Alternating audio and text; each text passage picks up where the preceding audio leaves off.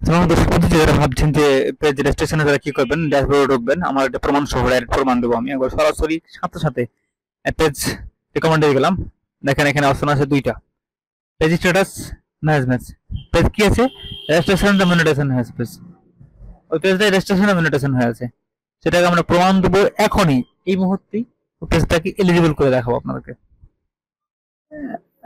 এখানে দেখেন দুইটা অপশন, ঢুকলাম, ঢোকার পর কি আছে দেখেন এখানে ওটা ব্যাক করতে হবে।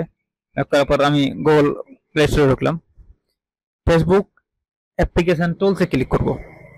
আমার সার্চ দেওয়া আছে, আমি চলে আসবো, সার্চ দিয়ে লিখে নেবেন, লিখে নিয়ে আপনি সার্চ দিবেন। তো ওইভাবে যাবেন না, দেখেন এখানে নিচে স্ক্রল করে দেখেন মনিটাইজেশন অ্যাপ্লিকেশন, মনিটাইজেশন অ্যাপ্লিকেশনে ক্লিক করবেন। ক্লিক করলে এই অপশনটা আপনাদের আসবে, কিন্তু যাদের আবার লগ ইন করা নাই কিন্তু লগ ইন অপশনটা আসবে। আপনারা এই পেজটা জানানোর আছে, আপনি লগ ইন করে নেবেন আগে, কিন্তু লগ ইন করার পর কিন্তু যুক্ত পারবেন না, এই অপশনটা আসবে না। আমার লগ ইন করা আছে বিধায় কিন্তু এই অপশনটা আসতেছে, এটা কিন্তু আপনার লক্ষ্য রাখতে হবে। লগ ইন না করলে কিন্তু এটা আসবে না, লগ ইন করার পর কিন্তু কাজটা করতে হবে আপনাদের। আমার লগ ইন করা আছে, এটা কিন্তু সরাসরি আমার পেজটা চলে আসতেছে। এখানে দেখেন এখানে